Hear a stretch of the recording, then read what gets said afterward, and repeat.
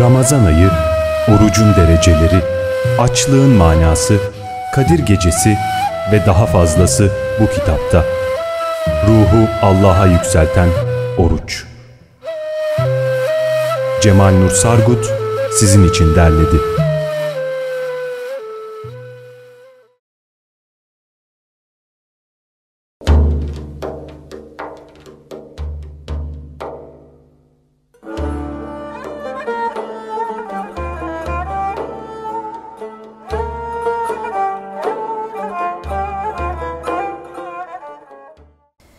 Hocam Kur'an-ı Kerim'de buyurulduğu üzere Bedeviler kendi aralarında şey diyorlarmış, biz iman ettik peygambere diye. Sonra Allahu Teala'dan uyarı geliyor, iman ettik demesinler ama İslam olduk desinler. Zaman içerisinde iman onların kalplerinde yerleşecektir diyor. Belli ki insan başladığı yer ile, yani imanda kemal derecesine ulaşması bir zaman alıyor. Bunu da Allahu Teala takdir etmiş. Evet. Sufiler buna seyr-i-sülük diyorlar. Evet. Bugün onu konuşalım mı müsaadenizle? Evet canım, lütfen. Nereden başlayacağız, nereye gideceğiz? Şimdi bu öncelikle sülük dediğimiz şey gerçekten hocam evden çıkıp bir yere gitmekle mi olur? Çünkü böyle yapanlar da varmış eskiden. Onu bir genel olarak nasıl düşünmeliyiz? Aslında vücut evinden çıkıp mana evine doğru yönlenmek demektir. Onun için o evden çıkmak da yanlış bir şey değil. Yeter ki bu kendi vücut kalıplarının, bu dünyevi kalıpların içinden çıkıp Allah'ın hakikatiyle buluşmaya gitmek. Buradaki başlangıç noktasını da tövbe olarak başlıyoruz. Çünkü tövbe Allah'a dönmek demektir. Daha önce de konuşmuştuk. Günah Allah'tan uzaklaşmak, şeytan Allah'tan uzak olan demektir. O zaman Allah'a dönmek üzere tövbeyle başlayacağız. Yani neye tövbe ediyoruz? Bir kere çok enteresan, vücudumuza tövbe ediyoruz. Çünkü daha vücut yaratıldığı anda şirk olur. Yani ikilik zuhur ettiği anda şirk başlar. Neden ikilik şirke sebebiyet verir? Çünkü şirk örtmek demektir. Allah'ın güzel ismi senin bu nefis, baştan aşağı nefsani arzu ve isteklerle dolu vücuduna girince batar. Güneş gibi olan o hakikati Muhammedi'nin zerre nuru senin bu kabir gibi olan vücudunda batar. Şimdi sen yolculuğa çık ki o batmış olan güneşi yerinden doğurt. Battığı yerden tekrar doğurtursan güneşi, ölmeden önce ölme seviyesine erişirsin. Güneş bir gün batıdan doğacaktır sözünün manası da zuhur eder. Yani battığı bu vücuttan tekrar Allah'ın manası zuhur etmeye başlar. İşte seyr-i sülûğün vazifesi bu batan güneşi aşikar etmektir. Onun için çeşitli merhalelerden geçer insan. Herkes kendine göre bir tecrübe yaşar. Hiç kimsenin tecrübesi kimseye eşit olmaz. Dediğin çok doğru. Biz buna zaman diyoruz. Diyoruz da zaman ve mekanın olmadığını da biliyoruz. Zaman ve mekan yoksa zaman nedir? Niye zaman mefhumu kullanıyoruz? Hatta dehr Allah'tır diye bir hadis-i şerif var. Zaman benim diyor. Demek ki zaman Allah'ın ilmidir. Allah'ın ilmi seni Allah'a götürür. Bu ilmin ilk sende çakışına başlangıç, o ilmin sende hal haline geçişine de son nokta denir.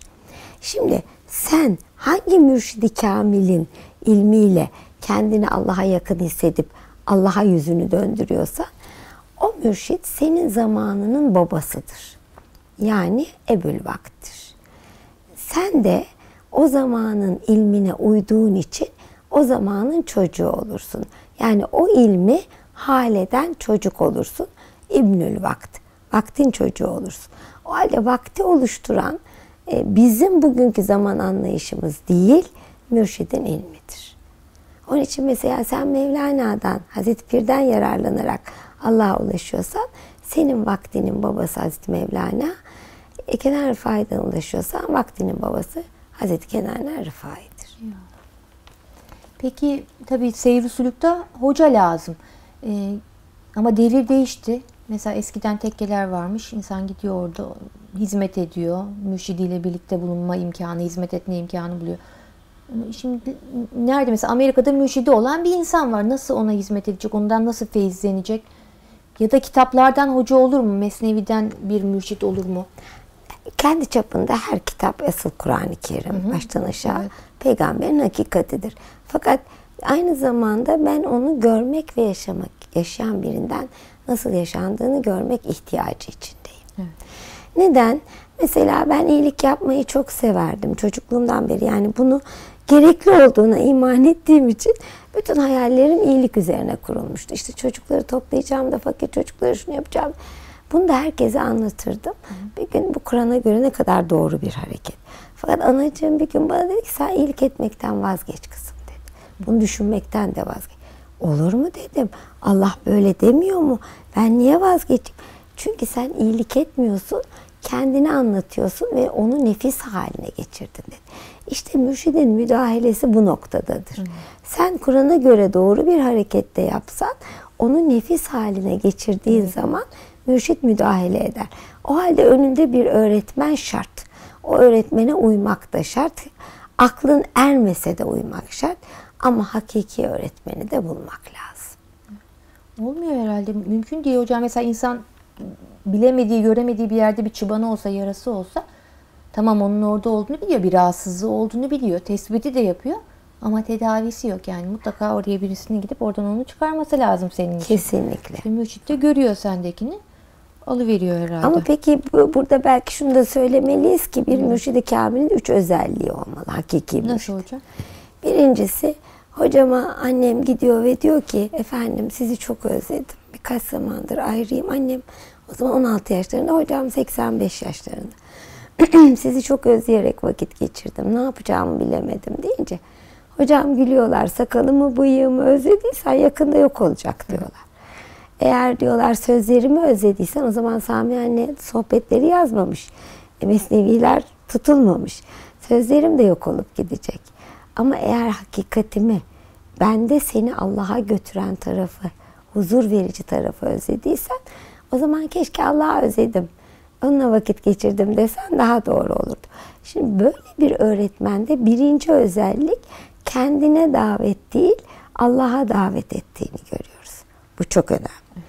İkinci özellik onun sırat üzere yaşadığını, yani ailesine de çok sevgi gösterdiğini, onun yanı sıra öğrencileriyle ailesini de ayırmadığını, herkesin hakkını tanıdığını görüyoruz.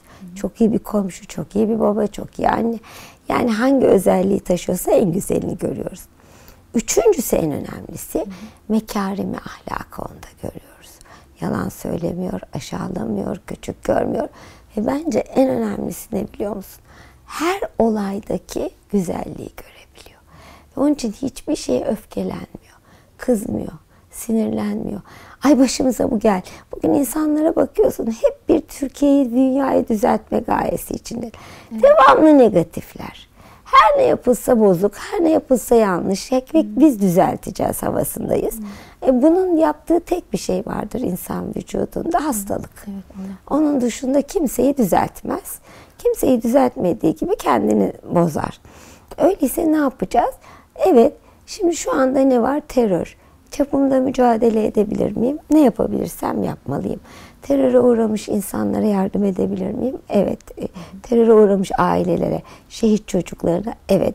Bütün bunları yapayım ama içimden bunların da böyle olması gerektiği şekilde olduğunu, bizim de bunlardan ders alıp daha iyiye ve güzele yönelmemiz gerektiğini, Allah'ın istediğini idrak etmemiz lazım. Olumlu olmamız yönünde Peygamber Efendimiz Aleyhisselam'ın da hadisi var değil mi hocam? Ya hayır söyle ya sus diye. Evet. Yani böyle bazen bakıyorum internette falan çok negatif cümlelerle sabah başlangıç oluyor. Onun yerine güzel bir cümleyle, güzel bir hadisle, ne bileyim bir şeyle başlasak daha tatlı olur gibi. Evet, ruhlara tesir eden, hadisenin güzel yanından alan şekil insanın mücadele gücünü arttırıyor. Fakat zaten bir anda yıkılırsa insanın ümitleri, ki İslam'da yasaktır. Peygamber Efendimiz, sen çok iyi bilirsin, ümitsiz isimleri kaldırmışlar. İlk geldiklerinde mesela Hazreti Ali de Hazreti Hasan'ın üzerine ismini Savaş koymak istemiş. Koydurtmamışlar. Hazreti Hüseyin'i koymak istemiş, koydurtmamışlar. Neden? Hazreti Ali peygamber indinde Hazreti Harun gibidir. Rabbiyeti temsil eder. Onun çocuklarının adları da Harun'un çocuklarının adlarıyla aynı olmuş. Ama buradan anlaşılıyor ki bu Savaş kötü bir isim de değil aslında. Çünkü zaten nefsimizle savaşa bizi yönlendiriyor. Onun içindeki şiddeti bile isimde kullanmaktan hoşlanmamışlar. Seyri sülükte devam edecek olursak tabii bir mürşit buldu. Bir de mürit birbirlerini buldular. Bu buluşmanın en güzel örneğini Hazreti Mevlana Harikulade. Padişahlı Cariye hikayesinde veriyor herhalde Mesnevi'de. Aman ne güzel bir hikayedir. Çünkü oradaki hikayeyi şöyle anlatır. Ruh padişahı vücut atına binip dünyaya geldiğinde o vücuda aşık olur. Vücudun nefsine, yani o vücuttaki hakimiyet kılan tarafa aşık olur. Fakat nefis cariyesi de hastadır. Çünkü dünyaya aşıktır. Kuyumcuya, yani dünyaya aşıktır. Fakat doymayan bir cariyedir o.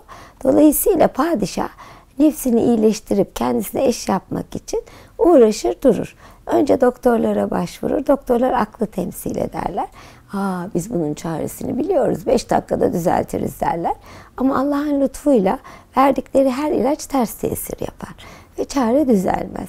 O zaman Allah'a çok yalvarır. Bir gece çok ibadet eder. Ve oradan bir mabetin içinde kendini görür.